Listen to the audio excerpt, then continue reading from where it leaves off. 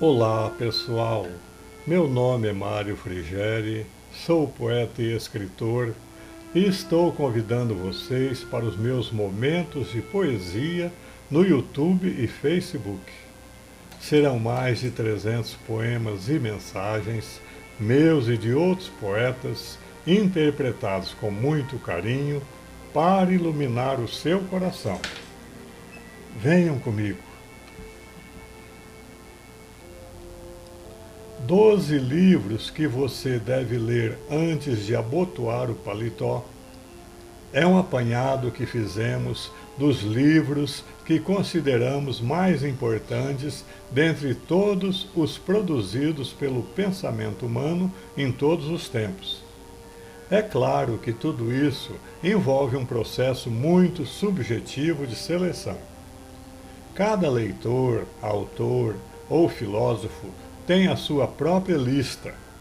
Muitos optariam por Dom Casmurro, de Machado de Assis, Orgulho e Preconceito, de Jane Austen, Os Miseráveis, de Victor Hugo, Admirável Mundo Novo, de Aldous Huxley, e assim por diante. Mas nós, devido à nossa vocação pelo conhecimento transcendental, e manifestando todo o nosso respeito às obras citadas, fizemos uma escolha diferente que apresentamos a seguir aos queridos amigos que nos honram com sua atenção. Muitas vezes vamos falar na primeira pessoa, visto que todo esse processo se ressente de nossa experiência pessoal, e contamos com a compreensão dos nobres amigos para isso. 1. Dicionário de vários autores. De uma forma geral, ler dicionário não faz parte do cardápio literário da maioria das pessoas. Quase todo mundo apenas recorre ao popular pai dos burros para consultas e nada mais. No entanto, Rui Barbosa tinha um prazer imenso em ler dicionário, verbete a verbete, para se assenhorear dos segredos do idioma. O mesmo faziam Euclides da Cunha e Monteiro Lobato. Quando perguntaram a Graciliano Ramos, célebre autor do romance Vidas Secas, por que ele estudava dicionário, sua resposta foi, abre aspas, dicionário para mim nunca foi apenas obra de consulta. Como escritor, sou obrigado a jogar com palavras. Logo, preciso conhecer o seu valor exato. Fecha as aspas. Ao longo dos últimos 50 anos, nós também lemos de ponta a ponta, metodicamente e por puro prazer, 3 grandes dicionários, que são Aurélio, Michaelis e Wise. Não só lemos, como anotamos à parte milhares de verbetes que mais nos interessaram.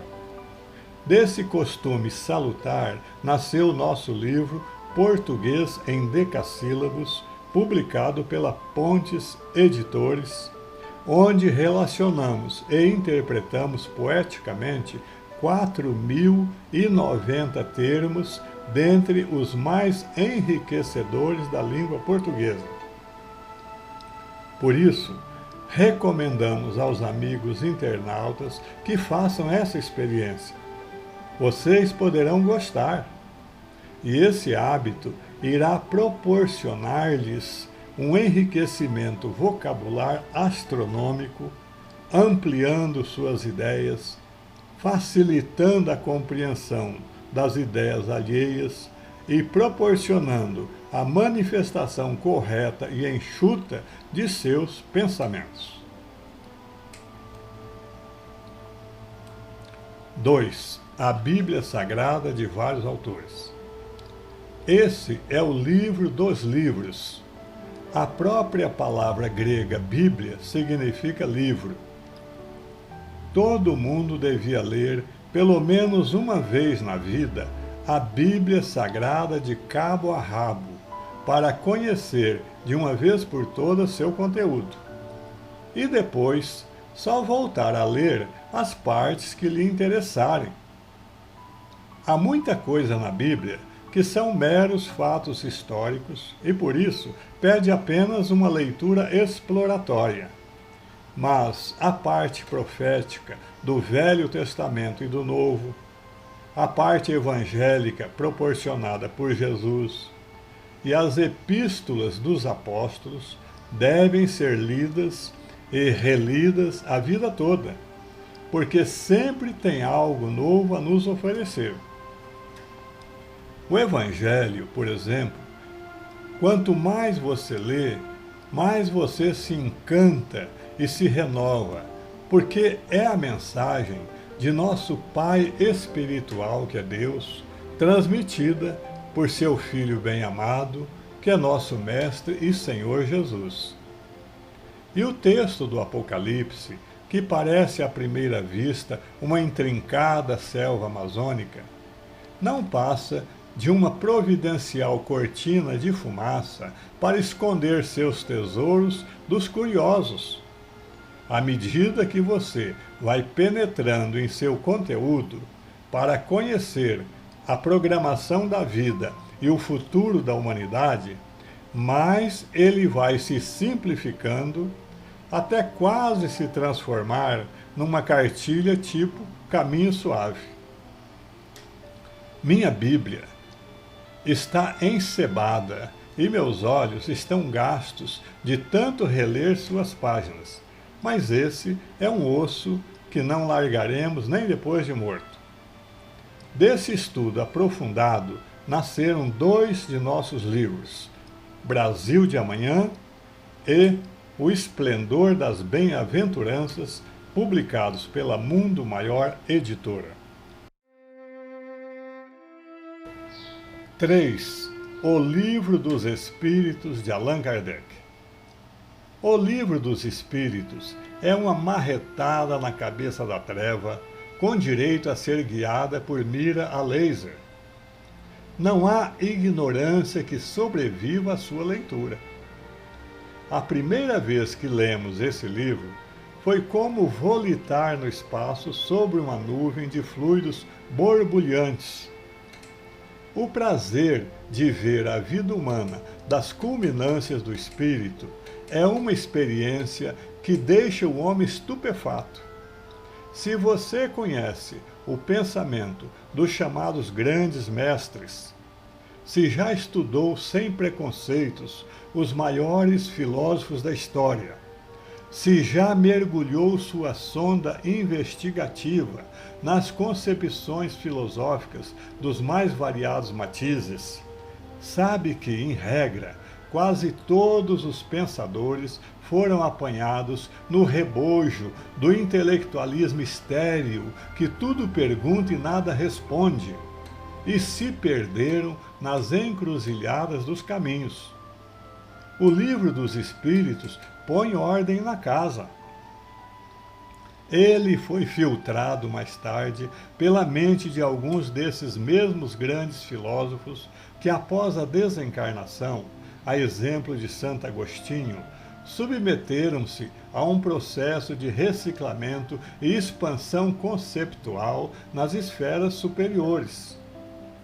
Em seguida, absorveram das fontes do infinito as grandes formulações da ciência divina e as colocaram à disposição de Allan Kardec e de mais uma meia dúzia de missionários na França, para acenderem no mundo uma nova era no campo das reflexões filosóficas regurgitantes de vida. Estudar o Livro dos Espíritos é deletar, como num gesto de magia, todas as falsas estradas à nossa frente, só deixando a estrada real, fulgurante, que nos conduz à verdade plena e, portanto, a Deus. É um de nossos livros de cabeceira. 4. O Evangelho segundo o Espiritismo, de Allan Kardec. Essa outra grande obra do mestre lyonês é única, especial e espetacular sob todos os pontos de vista. A impressão que nos fica de sua leitura é que a humanidade foi transformada num prisma gigantesco sobre o qual incidiu a luz divina. Com a dispersão da luz, surgiu um espectro solar semelhante ao arco-íris, revelando, em suas mais variadas cores, todos os sentimentos humanos, de seus vícios mais abjetos às suas virtudes mais alevantadas. Ali você vê em detalhes, em toda a sua beleza ou crueza, analisados com respeito e profundo senso de justiça, por um lado, os bons sentimentos de fé, esperança, caridade, obediência, humildade, resignação, doçura, perdão, amor, beneficência, piedade. E por outro lado, todos os maus sentimentos de cólera, orgulho, ódio, egoísmo, vingança, melancolia, e mais toda essa teia de aranha tecida de contradições psicológicas em que está enredada a humanidade. Ali você vê os mecanismos pelos quais as grandes revelações desceram à Terra e a maneira como a sabedoria divina executou a obra de inseri-las no seio superficialista e impermanente da espécie humana. Ali, você entende por que a missão do Cristo tinha de ser exemplificada com muito amor e caridade, mas coroada de renúncia e sacrifício conduzentes ao Gólgota. Uma vez que ele era o cisne de luz que vinha ao charco humano falar a batráquios, muito satisfeitos com os insetos que viviam a capturar com a língua. Em virtude de ser uma verdadeira dádiva de Deus à humanidade, o Evangelho segundo o Espiritismo não pode faltar no coração de quem tenha um mínimo de espiritualidade. 5. Os 4 Evangelhos de J.B. Rustem. Essa obra, constituída de 4 volumes, é revolucionária, até onde pode ser revolucionária uma comunicação divina, por trazer em seu bojo revelações até então não cogitadas pela espécie humana. Não cogitadas, pelo menos nesse nível de altura e profundidade com que foi apresentada pelas entidades superiores que a ditaram.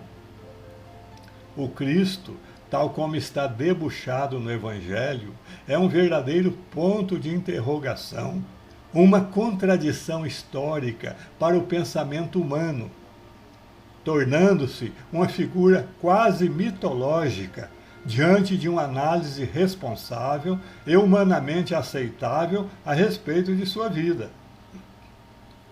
A obra Os 4 Evangelhos nos faz esse favor, elimina as contradições e apresenta o Filho de Deus no esplendor de sua realidade espiritual. Jesus habitou entre os homens sem envergar um corpo humano e sem contrariar nenhuma lei biológica ou espiritual. Ele foi ontem o protótipo do que seremos amanhã e nada mais. Ao revelar apenas revérberos de seu imenso poder, para não assustar essa humanidade desempoderada e obscura, ele quis nos mostrar a divindade perfectível que existe dentro de nós, como deuses com D minúsculo que somos, à semelhança da águia que voeja em torno do ninho, estimulando seus filhotes a se lançarem no espaço e ganharem o infinito. Rustem é revelador de primeira plana e veio para assentar-se com justiça entre seus pares no panteão da história.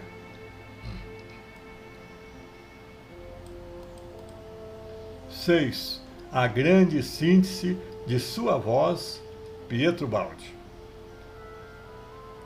Esta obra é provavelmente, e sem nenhum favor, o maior ditado mediúnico surgido neste mundo nos últimos milênios, só superada, a nosso ver, pelo último livro da Bíblia Sagrada, o Apocalipse.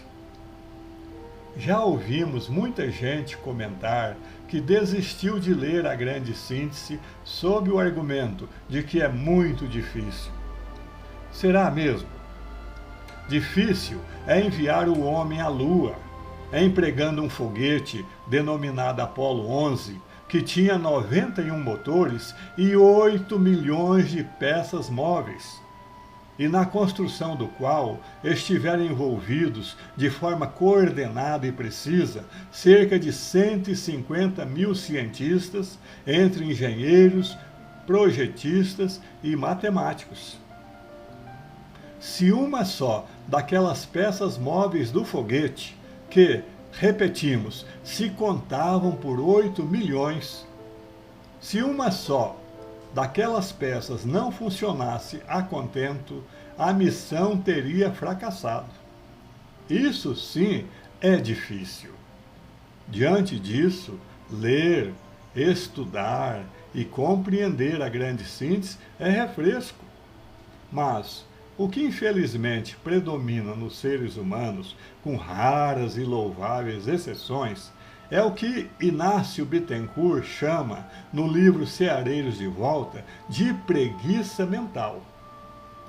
O homem ainda não despertou para os seus verdadeiros interesses e, por isso, procura desculpas esfarrapadas para permanecer na ignorância acachapante em que vive e no desfrute de seus prazeres mundanos, fazendo-nos lembrar Santo Agostinho em suas confissões, quando suplica à divindade: ó Deus, dá-me castidade e continência, mas não agora.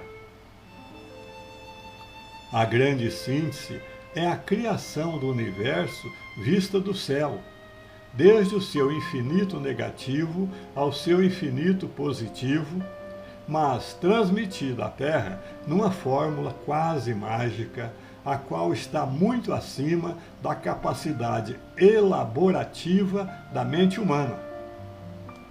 Criação do universo e de todos os seres que o habitam, bem como do funcionamento das leis divinas que regem a vida nos planos material, moral e espiritual.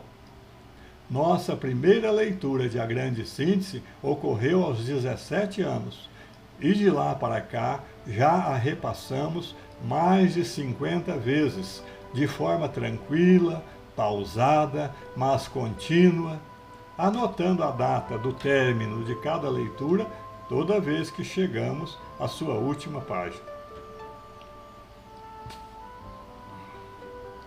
7. Grandes mensagens de sua voz, Pietro Baldi. A obra Grandes Mensagens, que no original em italiano tem por título Mensagens Espirituais, é constituída de 7 ditados mediúnicos recebidos por Ubaldi na Itália e no Brasil entre os anos de 1931 e 1953. Ali encontramos a mensagem do Natal, mensagem da ressurreição, mensagem do perdão, mensagem aos cristãos, mensagem aos homens de boa vontade, mensagem da paz e mensagem da nova era. Como vemos, cada mensagem é dedicada a um tema da mais alta indagação espiritual, como se fossem 7 fontes divinas a saciar a sede das 7 raças espirituais de que é constituída hipoteticamente a humanidade. A origem dessas mensagens pode ser estabelecida nas mais altas esferas da Terra, com exceção da terceira, intitulada Mensagem do Perdão, cuja origem pode ser classificada como altíssima, superior às demais, tal a fulgurância de que é constituído seu conteúdo abrasador. O balde foi um precursor e antecipador do progresso das nações. Sua obra, à semelhança dos frutos de uma árvore, prova a alteza de sua missão neste mundo, não necessitando que nós, seus admiradores e epígonos, acrescentemos os louros opacos da terra à sua cabeça aureolada de luz. Ler grandes mensagens é entrar num reino iridescente, onde as ideias cintilam e refulgem como relâmpagos na eternidade, e voltar desse reino inteiramente revestido com a armadura da invencibilidade e da luz, para a conquista real de nossa plenitude na existência terrena. Aos interessados, sugerimos assistirem aos vídeos que estamos postando na internet sobre essas mensagens. 8. Nosso Lar, de André Luiz. O aparecimento do livro Nosso Lar em 1944 foi para o movimento espírita brasileiro uma verdadeira trovoada num céu claro de abril. A maneira como o assunto das esferas invisíveis foi apresentado pelo escritor, utilizando-se das faculdades mediúnicas de Francisco Cândido Xavier, causou estupefação e assombro a muita gente que não estava acostumada a ver o mundo espiritual sob aquele ângulo inédito e quase inacreditável. Cidades, bosques, rios e transportes coletivos nas regiões do infinito? Pois é. Hoje, depois que o redemoinho amainou e a nuvem de poeira assentou, nada nos parece tão natural quanto tudo o que André esboçou naquele quadro tão cheio de realismo e espiritualidade. A vida espiritual nada mais é que a continuidade da vida material. E para os que partem do mundo visível para o mundo invisível pelo fenômeno da morte, nada mais natural também do que encontrar do lado de lá, apenas de forma um pouco mais transparente, o que já conheciam do lado de cá, em sua conhecida forma opaca. A natureza não dá saltos. E a morte não é nenhum salto quântico, mas apenas uma passagem, suave para alguns, atribulada para outros, que a alma faz da margem física da vida para a margem espiritual da morte, levada cuidadosamente pelo barqueiro do rio Estige, chamado Caronte. O autor mescla revelações do mundo fluídico que nos envolve a conceituações filosóficas e doutrinárias de avançada elaboração mental, levando o leitor a adentrar um mundo novo, de onde pode vislumbrar o seu futuro e o futuro da humanidade, com uma clareza até então não encontrada em nenhum outro livro similar. 9. Paulo e Estevão de Emmanuel. A primeira vez que lemos esse romance histórico, nós choramos. Embora nunca tenhamos saído fisicamente do Brasil, podemos dizer que esse livro de Emmanuel levou-nos a viver na Palestina por tanto tempo quanto durou para nós a sua leitura. Dizemos isto porque não sabemos dizer, com outras palavras, o quanto é poderosa e enriquecedora a capacidade do escritor de contextualizar um fato histórico desse porte espiritual e descrevê-lo com tanta precisão, riqueza de detalhes e vigor, empregando as forças mais vivas de seu espírito iluminado. poucas vezes na história um acontecimento estava pedindo tanto para ser relatado como essa trama divina que envolveu principalmente as almas apostólicas de Paulo e Estevão com a alma cristificada de Jesus. Paulo era tão importante para a história do cristianismo que Jesus não abriu mão de buscá-lo às portas de Damasco, embora ele fosse um inimigo declarado do movimento cristão. E prevendo a necessidade de prover o movimento nascente de sólidas bases escriturísticas e doutrinárias, para vencer o vendaval de paixões que contra ele se levantaria no futuro, Jesus determinou que Estevão se constituísse em inspirador do novo missionário de origem rabínica por toda a sua missão, a fim de que a teologia paulina, resultante de suas epístolas, pudesse agrupar os pensadores de todas as eras, chamando a atenção do mundo distraído e apaixonado para o ideário cristão. Eis porque Paulo e Estevão não é somente um de nossos livros de cabeceira, mas ao lado de A Grande Síntese, ele é a cabeceira de nossos livros. 10. Brasil, Coração do Mundo, Pátria do Evangelho, de Humberto de Campos, Espírito. Edward Gibbon, em sua monumental obra sobre o declínio e a queda do Império Romano, manteve os pés bem plantados no chão em sua análise histórica sobre aquele grande evento, embasando-se em causas sociais, culturais e políticas e não espirituais para explicar o formidável desmoronamento. O espírito Humberto de Campos, contrariando Gibbon, ao falar sobre o Brasil, buscou as nascentes de sua análise histórica nas regiões mais alcandoradas do infinito, de onde promanam, para os que conhecem o lado real e autêntico da história, as diretrizes que estabelecem a ascensão e a queda das civilizações sobre a crosta terrestre. Impérios e nações existem em todos os tempos com a finalidade de contrapor povos a povos e desse contraponto, nem sempre pacífico, estabelecer os mecanismos que alternam sucessivamente os progressos de cada um na esteira das eras.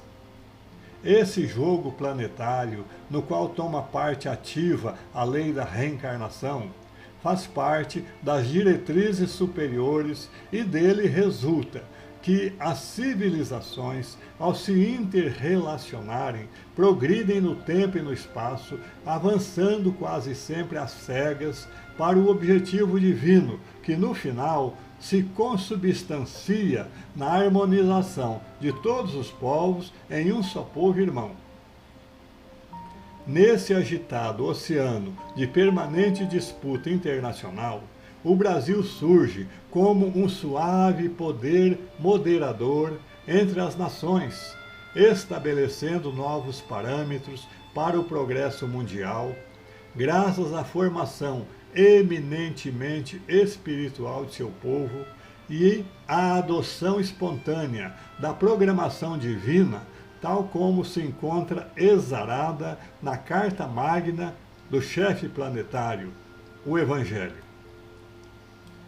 Do estudo sereno e desapaixonado da obra de Humberto, resulta esta verdade inconteste. A mão que estabeleceu o Evangelho no mundo há 2000 anos para a redenção do homem é a mesma que estabeleceu a pátria do Evangelho na América nos tempos modernos para a redenção dos povos. 11. As 7 Esferas da Terra, de Mário Frigério.